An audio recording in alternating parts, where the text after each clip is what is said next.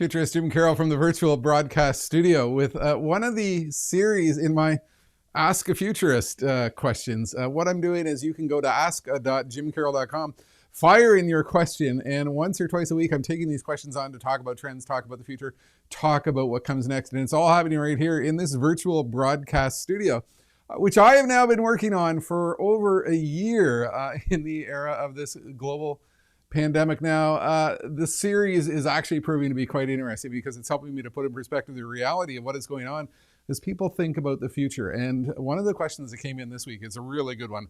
What trends are you watching?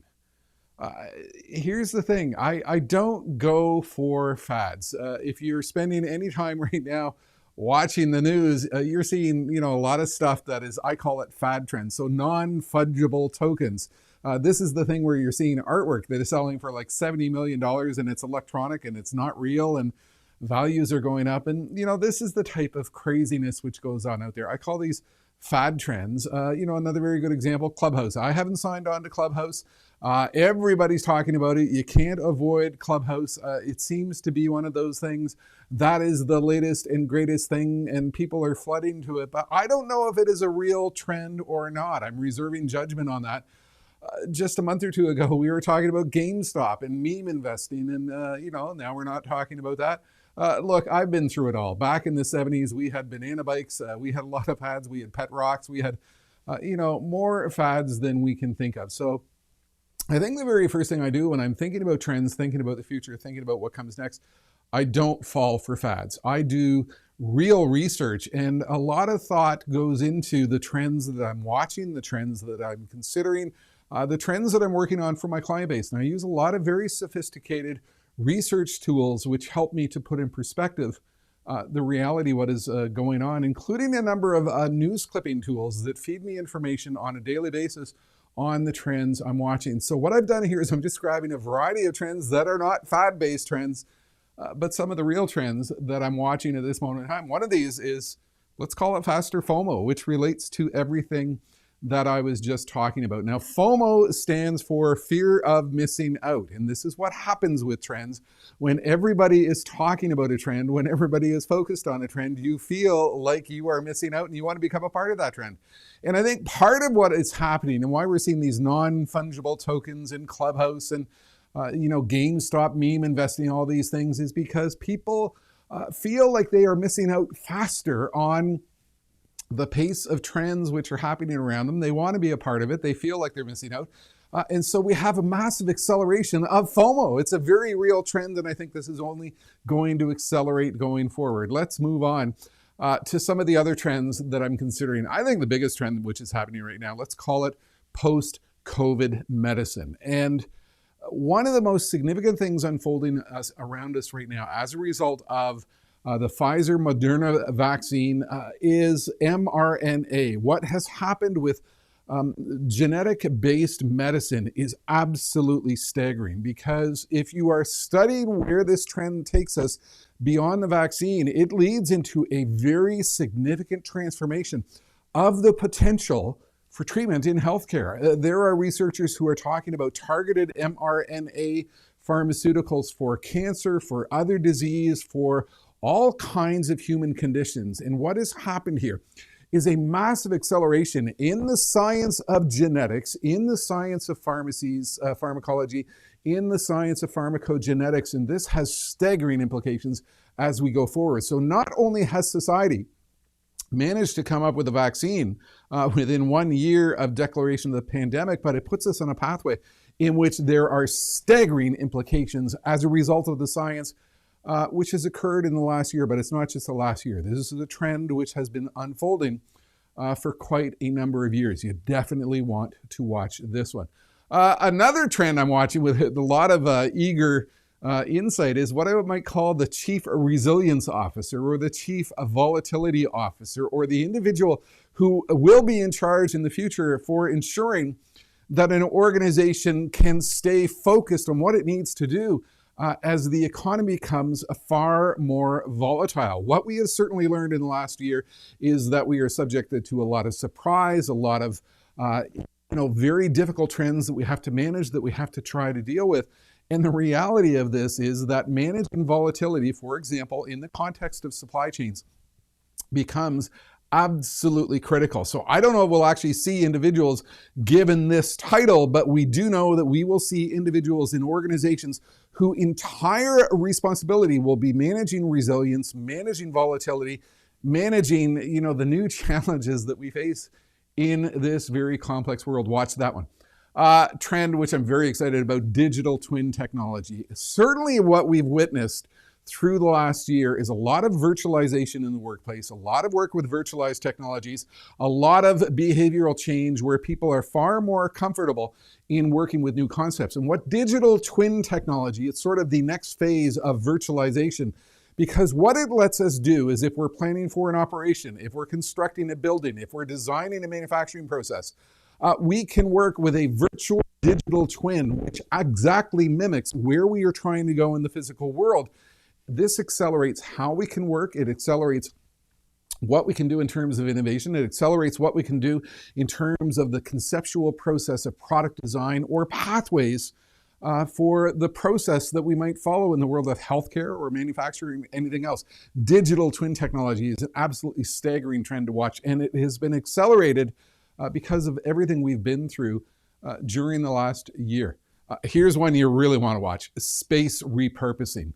Think about what has happened. People have left their offices. People have abandoned shopping malls. Warehouses have become all the rage.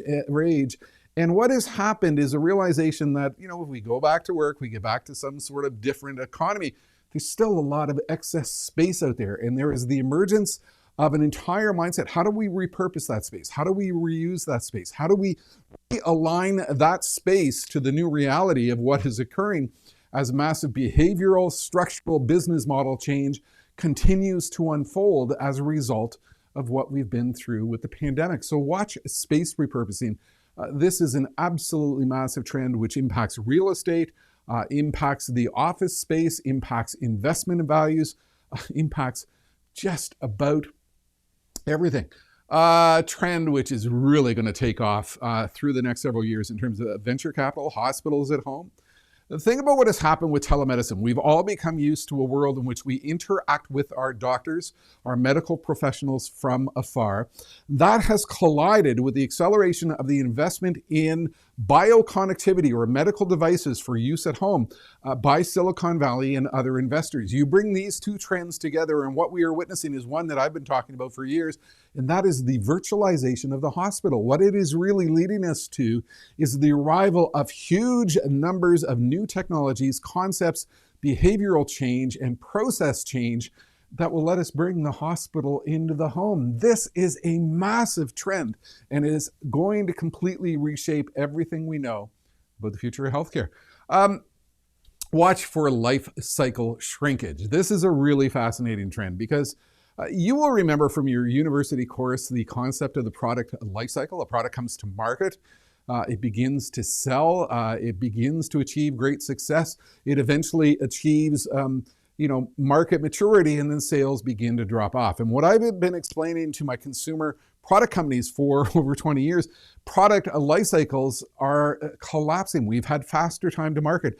The life cycle of a product has shrunk dramatically, and organizations are having to reinvent faster than ever before. So the situation for Apple, in which 60% of its revenue comes from products that didn't exist 5 years ago. So that's a very real trend, collapsing product life cycles. But what has happened as a result of the pandemic is organizations have realized they've got too many products. They've got too many products in their product line. And what they've been doing is they've been collapsing the number of products that they've been supporting.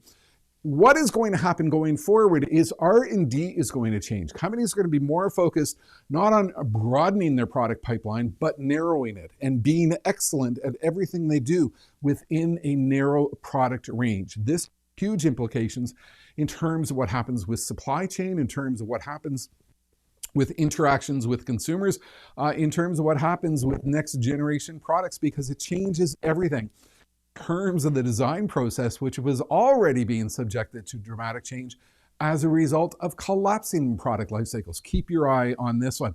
A fascinating trend to think about, and I think this is going to unfold, work back, push back. If you've been working at home, you've come to like it. I've been working at home for well over 30 years, and I mean, it's a lifestyle thing. Now, Apple had a fascinating commercial that went out in the early days of the pandemic about people working at home and how quickly we had to assemble ourselves to participate in an executive video call with our team. I think what is happening here is, as we slowly get back to some type of different world, clearly not everybody's going to be rushing back to an office workplace. This is a trend that is going to take a long time to unfold because the path to our next economy is not very clear at all. But clearly, I think what's going to happen is a lot of people have discovered they like working at home. They like the lifestyle. They like the fact that they're not spending 3 hours a day in traffic. And I think we're going to witness a massive collision between what some organizations are desiring to do in terms of the future of the workplace and the reality of what people prefer to do in terms of the future of their workplace. This will have implications in terms of HR, in terms of recruiting, in terms of getting the right candidates for the positions that you need, massive HR implications and talent implications as we go forward. Work back, push back. Remember that phrase, because this is going to be a huge trend. The relationship economy. I think this is one which really has a lot of potential for innovation and disruption. You think about everything that has happened through the last year. People buying their groceries online. We've been doing everything online. E-commerce has accelerated, and retailers have had to accelerate what they've done in terms of curbside pickup and pick and pack and home delivery and everything. And what has happened here is they've developed a new electronic relationship with their customer base. The thing is, a lot of these early efforts were done on a shoestring. The thing is, a lot of these early efforts weren't done terribly well. The thing is, a lot of these efforts are currently still very much sort of hacked together. But smart organizations are already realizing that a lot of their consumer interaction might not necessarily go. Relationships are going to continue. And so what we should do is we should make sure if we're going to do this, we're doing it right. So they're investing huge sums of money in the next phase of this virtual online shopping world to make sure they do it right and to solidify that relationship with the consumer. Absolutely massive disruptive trend. And it's going to change the business dynamics in a lot of different industries throughout retail, because those who do it well will be those who really thrive and survive. Another trend, surplus surprise. This is kind of a fascinating one, and it came up in a conversation with a very good friend this morning, Warren Beach. We were talking about what happened in the early days of the pandemic. Everybody was rushing out to get gym equipment. Everybody was rushing out to get furniture. Everybody was rushing out to buy computers for their home. Everybody was rushing out to get what they needed to get through this very complex and surreal period of time. And if you think about gym equipment, if you think about what has happened here, a lot of people who have never exercised in their life rushed out to equip their home with home gyms. You couldn't buy a bicycle if you wanted to. There's a lot of surplus equipment out there. And what is going to happen now as we eventually get back to some weird new economy in the future, and we're really not quite sure what it's going to look like, it's going to be a lot of surplus gear out there. And I think what is going to happen is a lot of people are going to realize they're not using it. So just as you could not buy gym equipment 6 years ago, scoring kettlebells was like, a huge development in our reality. There's going to be a lot of surplus gym equipment coming to the market. These are the types of trends that I watch. These are the types of real trends, not hype trends, but the real trends. And it's just a grab bag. And that's what I'm addressing today in this series, Ask a Futurist. If you have your own question, visit the website, fire in your question, and I'll take it on. And what I've hit you with today are just a grab bag, a variety of different trends to show you how I think in terms of the support, advice, and guidance I'm providing to my global client base.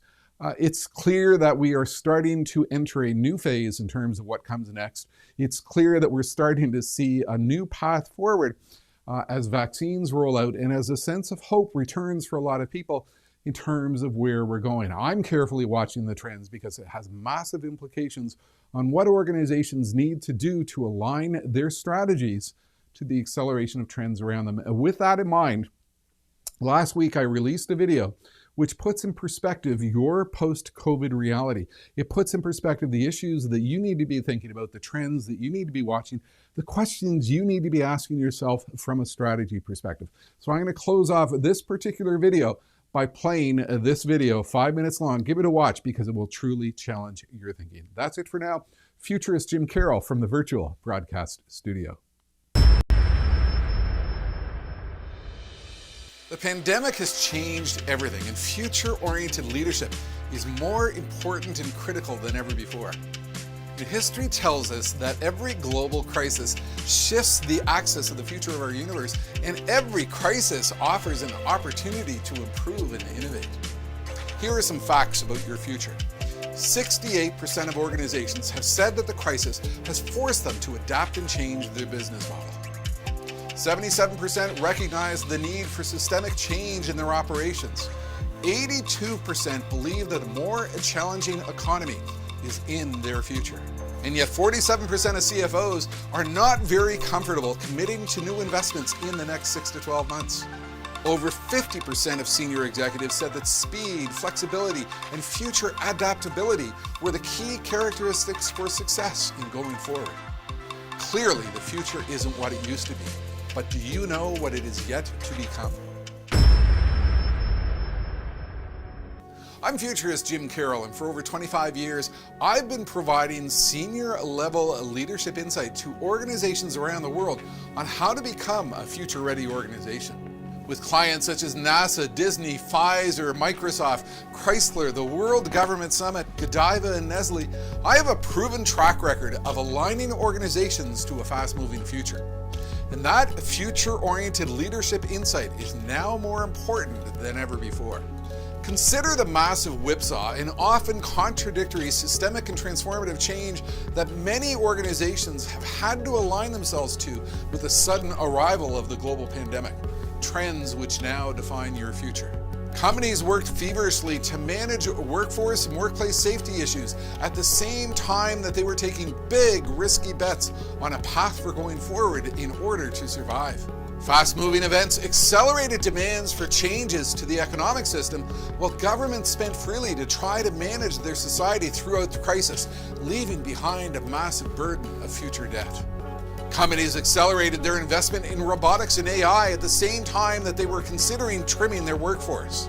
And leading-edge technologies that we had talked about for years, such as virtual reality, augmented reality, bionic tracking, 3D printing, the Internet of Things, and so much more, suddenly moved to the forefront of implementation, driven by a sudden necessity. People move their daily interactions online while accelerating the pace of expectations for customer service excellence, delivery logistics, and instant response, while highlighting the inability of many organizations to deliver the same. We saw the acceleration of new technologies while highlighting the increased security and other risks that come from an interconnected society. Companies accelerated their spending to ensure their corporate survival at the same time that many CEOs expressed concerns about their ability to weather the next downturn.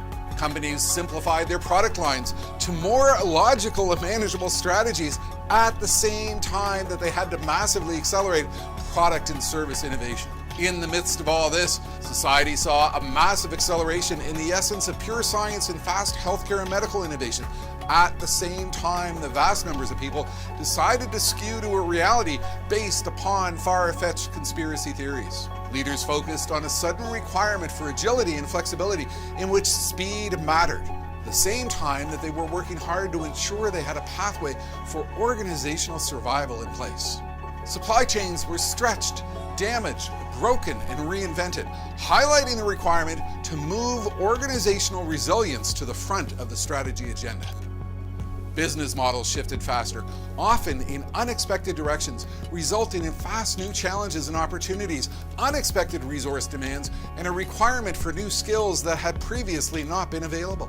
And in fact, the relevance of existing business models as a future strategy was put into stark reality at the same time that operational preparedness for the future was put to the challenge. The thing is, the acceleration of all these divergent trends defines your future, and it's your ability to interpret, plan for, and align to what comes next that will define your success. What lessons have you learned? Have you considered how your future has shifted, changed, and transformed? And more important, what are you going to do about it? Here's the thing. History has taught us that it is those organizations that focus on the future and align to the reality of what comes next who become breakthrough performers. In fact, in a study, 10% of organizations became the breakthrough performers of the future because they specifically decided in a time of uncertainty, right now was the time to align to fast-paced future trends. In that context, what's your plan? What's your insight into what comes next and what are you going to do about it? That's the type of highly customized, relevant, future-oriented insight that I'm providing from my virtual broadcast studio, equipping you with the future-oriented leadership capabilities you need to keep moving forward in a world in which volatility is the new normal. Are you a future-ready organization? Come and visit me online. We'll have a discussion about what you need to do to align to a world in which increasingly the future belongs to those who are faster. Visit me in my virtual broadcast studio and then reach out and contact me, virtual.jimcarroll.com. I'm Futurist Jim Carroll.